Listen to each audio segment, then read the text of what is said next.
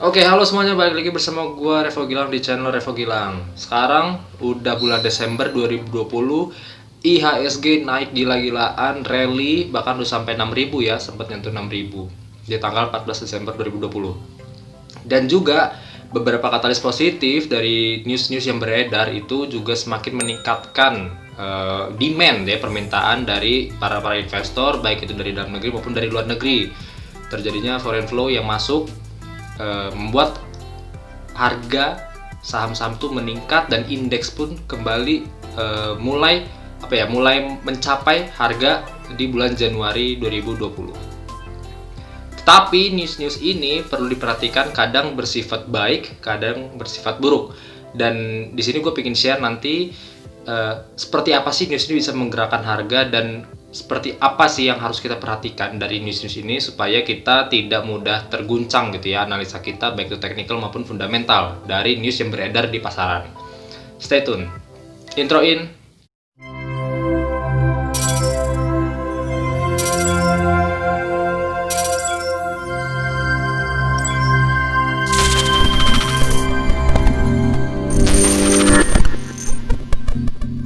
Oke, jadi news itu, jadi by definisi dulu, news itu adalah berita. Nah, berita ini diberikan atau disebarkan oleh biasanya oleh media-media ya. Kita ngelihat misalkan kayak dari Kontan, dari Kompas, dari IDX Channel, Detik.com, pokoknya dari media-media kita bisa lihat di Instagram, di Line, Googling, Twitter, dimanapun itu.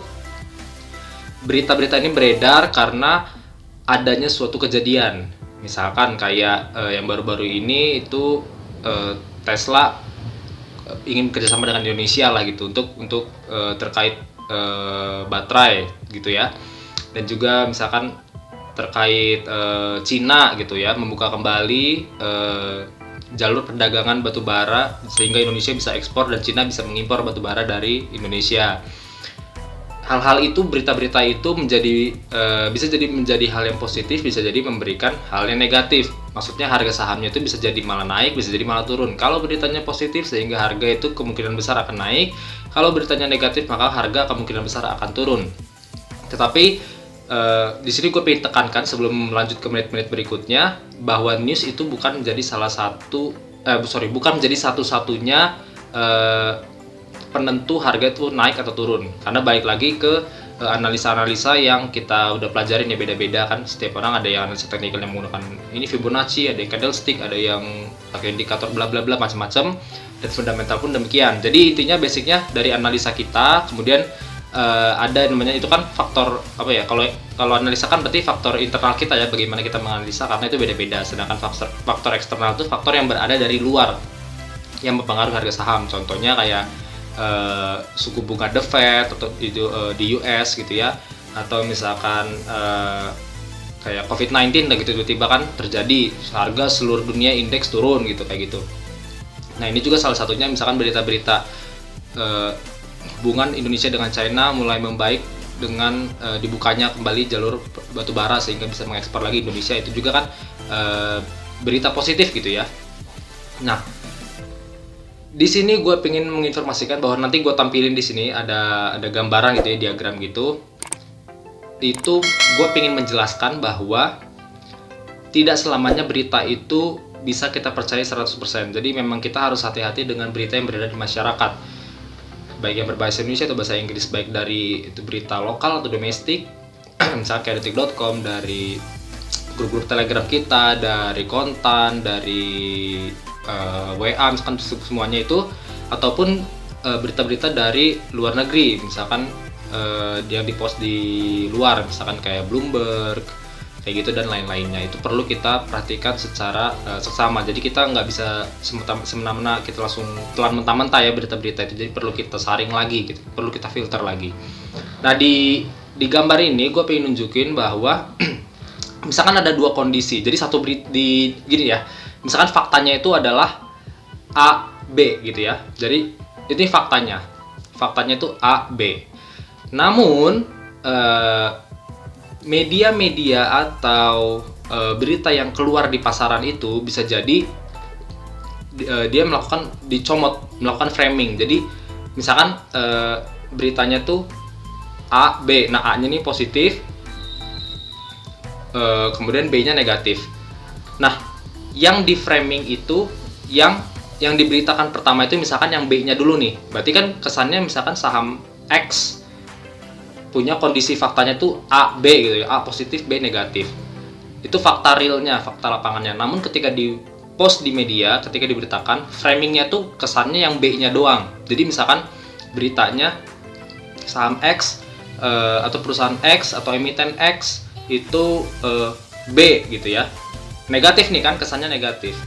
Di post di berbagai media, di Kontan misalkan, di investment, di masuk misalkan di investing.com ada beritanya gitu. Kalau kita googling terus tiba-tiba muncul ada berita gitu, artikel atau apa gitu. Nah, semakin tersebar ini berita-berita bahwa saham X atau emiten X atau perusahaan X ini B yang artinya negatif, maka kemungkinan besar harga sahamnya akan jatuh, harga sahamnya akan turun. Apalagi kalau itu beritanya memang parah banget ya, maksudnya sangat mengganggu banget lah. Nah itu bisa turun, bahkan bisa auto reject bawah, bisa drop banget, bisa jatuh banget harga sahamnya.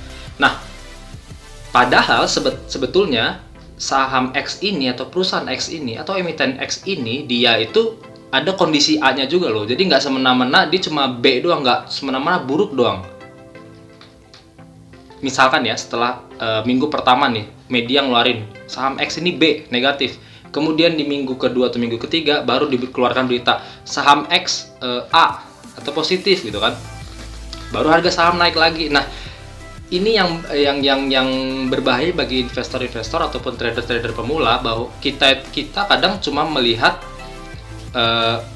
kita punya barang misalkan di saham X, ketika berita B muncul, oh negatif nih, kita jual. Terus harga udah turun, terus ketika oh ada berita bagus nih, harga naik, baru kita beli.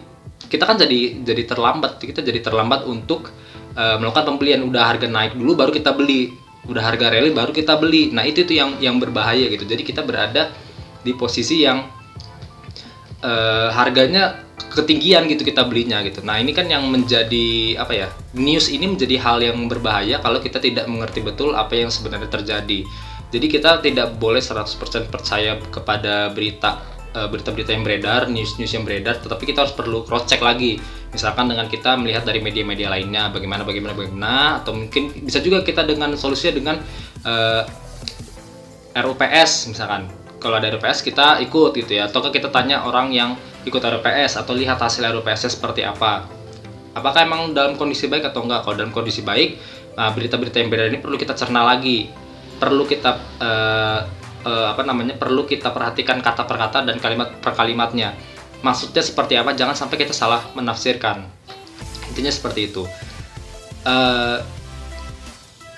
Itu dari segi berita ya, news yang kita perlu perhatikan. Kemudian dari segi ini contoh ya, bulan Desember ini cukai rokok itu disahkan tanggal 1 disahkan bahwa akan mengalami kenaikan 12 sekian persen gitu yang akan dimulai 1 Februari 2021 tahun depan. Itu berarti cukai mengalami kenaikan atau CHT mengalami kenaikan.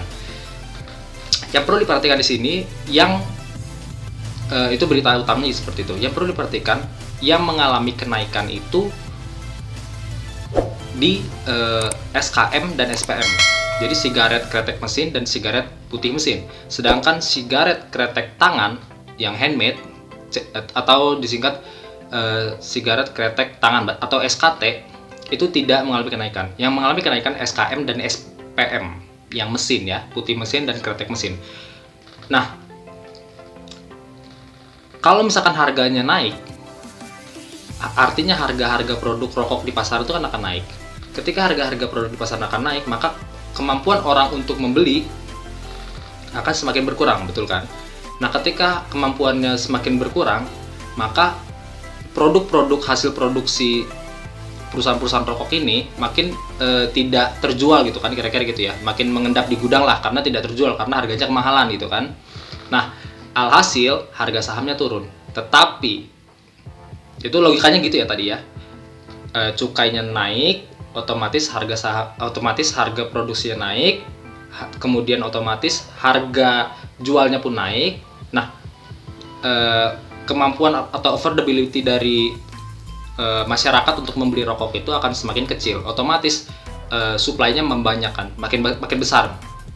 Supply-nya besar karena nggak sedikit orang yang bisa membelinya, sehingga supply-nya banyak. Karena supply-nya banyak, maka penjualannya menurun. Ketika penjualannya menurun, maka kemungkinan besar harga sahamnya akan menurun. Tapi yang perlu diperhatikan di sini, contoh kasus, kita ada 2 saham rokok yang besar ya, yang LQ45 di Indonesia, yaitu GGRM atau Gudang Garam dan HMSP atau HM Sampurna. Ini 2 saham yang sudah beberapa lama itu ya, udah cukup lama di LQ45 dan tetap di situ bertengger di LQ45 sudah beberapa lama gitu, cukup lama. 2 saham ini bukan saham abal-abal ya, saham yang memang gini, memang kalau misalkan kita tarik ke belakang, HMSP dan Gudang Garam itu penurunannya cukup drastis ya, ngedropnya cukup drastis. Tetapi perlu diketahui bahwa kedua saham ini bukan saham abal-abal, bukan saham fundamental yang ringkih, bukan. Kedua saham ini saham yang fundamentalnya kuat, fundamentalnya kokoh. HMSP dan Gudang Garam tuh fundamentalnya pada kokoh nih, dua-dua ini. Sehingga saya sendiri akan cukup yakin bahwa mereka ini akan mempunyai strategi tersendiri bagaimana caranya untuk mengcounter mengcounter kondisi harga rokok yang akan semakin meningkat karena cukainya meningkat tarikan dengan berbagai cara, entah itu gimana caranya. Sehingga yang perlu kita perhatikan di sini adalah kita lihat berita untuk si HMSP dan Gudang Garam atau dan emiten-emiten rokok lainnya ini adalah apa yang akan terjadi, apa yang akan berubah, apa yang strategi apa yang HM Sampurna lakukan, strategi apa yang dilakukan oleh Gudang Garam untuk mengcounter kondisi seperti ini. Bisa jadi misalkan ya, ini kan prediksi gue aja ya, bisa jadi misalkan dia bikin variasi yang lebih mini gitu, misalkan yang satu kotaknya misalkan 20 batang, gue nggak tahu sih, tapi anggaplah 20 batang gitu ya, satu kotaknya, terus dibuat jadi setengahnya, artinya 10 batang misalkan kayak gitu. Atau dia membuat variasi lainnya, variasi rokoknya tuh yang biaya produksinya lebih rendah, entah gimana caranya, tapi misalkan dibuat biaya produksinya lebih rendah, misalkan dari segi si kardus si kotaknya ini mungkin bahannya lebih murah lagi, sehingga biaya produksinya kan lebih rendah, sehingga harga jualnya turun, sehingga affordability masyarakat untuk membelinya lebih mampu lagi, penjualan meningkat lagi, sales meningkat lagi, kayak gitu. Jadi perlu diperhatikan bahwa memang news ini menjadi hal yang baik kalau kita bisa mencernanya dengan baik. Mencerna bukan dari framing yang diberikan oleh media, melainkan dari faktanya, the fact-nya tuh. Faktanya ini seperti apa sih? Nah, ketika kita tahu faktanya seperti apa, kita cerna kalimat per kalimat, kata per kata dari berita yang disebarkan oleh media ini, kemudian kita perhatikan analisa teknikal dan fundamental kita. Ketika itu linear, ketika itu masuk dan bersinergi gitu ya, maka kita nggak terlalu harus pedulikan berita, oh ini berita buruk, jual, berita baik, beli. Kadang kita lakukan itu, kadang enggak. Tapi intinya ketika kita yakin memang analisa kita tepat, terus kita tahu faktanya seperti apa, kondisi keuangan atau laporan keuangan si emiten-emiten bagaimana, strategi untuk pemasarannya seperti apa, rasio-rasio atau misalkan kayak rasio keuangannya gitu ya, pengeluarannya berapa, profitnya berapa, terus asetnya bagaimana, aset tetapnya, aset lancarnya gitunya, semuanya dalam kondisi baik, maka kemungkinan besar itu hanya berita doang, hanya framing doang, tapi dia akan kembali ke harga yang kita tuju, yang kita pengen, atau target price kita. Mungkin sekian aja informasi dari gue, semoga bisa membantu buat teman-teman yang pengen tahu lebih dalam terkait news ini seperti apa, karena jangan sampai teman-teman mudah terbawa arus gitu ya, mudah terpengaruhi, terinfluence oleh orang-orang atau media yang mencoba untuk menggiring gitu ya, sehingga mereka yang mendapatkan, orang-orang besar ini atau bandar-bandar ini yang mendapatkan keuntungan, sedangkan kita retail malah mendapatkan kerugian. Oke? Itu aja dari gua, jangan lupa subscribe, komen, dan like, dan juga bisa DM Instagram gua di @revohasimili atau email revohasimili@yahoo.co.id for business inquiries. Oke, itu aja dari gua, bye bye.